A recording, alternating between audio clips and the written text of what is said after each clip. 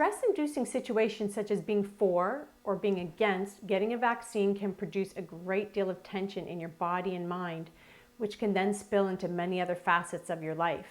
In this video, the sensitive subject of vaccines is going to be used to illustrate a point about needing to get in touch with your sense of balanced well-being and personal power, regardless of your take on any contentious issues.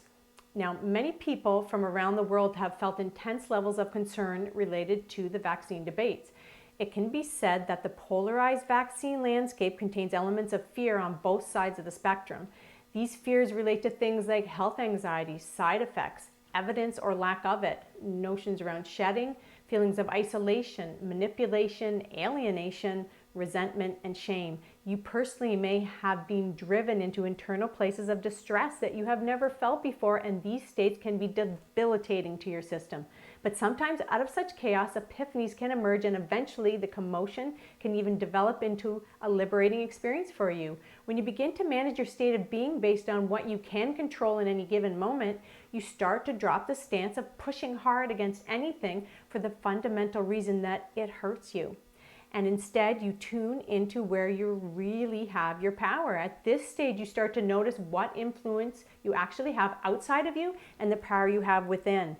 Ultimately, you may observe that if you shift your unhelpful beliefs and use your attention and focus wisely, you may feel better on many levels. To do this, you need to nurture your authentic power by detecting and discerning what you really want at your core. Do you want to feel good, healthy, and strong? Or do you believe that you must wait for those states because there is something you need to battle against first? Ultimately, that means you need to get clear about what you believe. Since vaccines relate to your health, you may feel extra intense about this subject because it relates to protecting your physical body. But the important question is this: is your intensity rooted in wisdom or fear?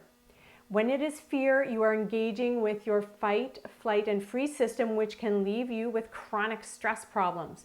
Basically, you are being hurt by your consistent attention to trouble in worst-case scenarios. The primitive system says, keep going. Fighting and researching works because you are in immediate danger. But the energy push from the stress hormones, adrenaline and cortisol, produce negative consequences over time. Things like anxiety, weight gain, sleeplessness, and headaches. These are the prices you pay when you are continuously connected to these systems. When you repeatedly think about issues related to vaccines, you are left shaky and exhausted, all in the name of protecting your health.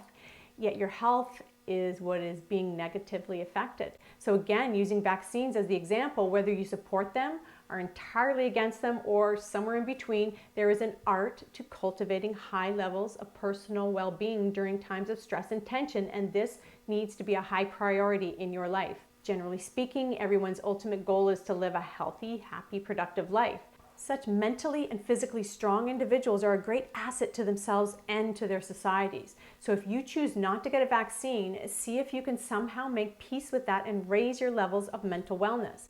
If you get a vaccine and are upset others are not, somehow make peace with that and take care of your own mental wellness. All divisive and political leanings aside, you cannot throw your well-being away for your cause without suffering some profound consequences.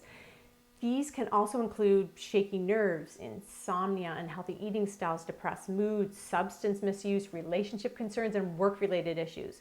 Ultimately, when you are in stress, your body reacts adversely and your mind is left on a hamster wheel of concern. So whether you think blame goes to the stupid, selfish people, the government, the corporations, the media, paying attention to your personal well-being has to come first because it is a place you actually have control over. The downhill spiral that some people find themselves in from trying to overthink the issues is actually not very surprising. There's well-documented evidence that stress affects varied aspects of your immune function and your well-being. That means being a positive activist for yourself first and foremost is a wise thing to do. From there, you can be an affirmative activist for your cause and take action as you see fit. But remember, constant worry and incessantly talking about issues are not actions.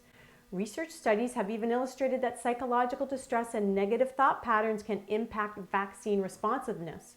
So if your ultimate goal is to stay safe and healthy, If you lean towards taking vaccine for support, managing your personal well-being first may give you a better chance at obtaining those results. And if you aren't taking a vaccine due to health concerns, how much are you pushing against and suffering a great deal of physical consequences anyhow? I'm not saying this subject isn't complicated or any of this is easy, but fundamentally it is of primary importance that you learn to take better care of you. So now, let's get to 2 tips about how to manage your own well-being first. Number 1, attempt to obtain information with a curious, relaxed mind. This is big because when you are tense and fearful when looking into any subject, you tend to fall down a rabbit hole of even more fear-based reactions. So attempt to calmly look at all sides and then choose your stance and then any subsequent actions that you wish to take. From there, back yourself up. Stop looking at any fear-based media helping you to feed into any fears. Get on with your life, generating a feeling of trust as best you can. The state of well-being that you cultivate will help to keep you healthy and present for more productive focus and intelligent action. Now, the second tip about how to manage your own well-being first is train yourself to understand that worry is not a solution, it is the problem.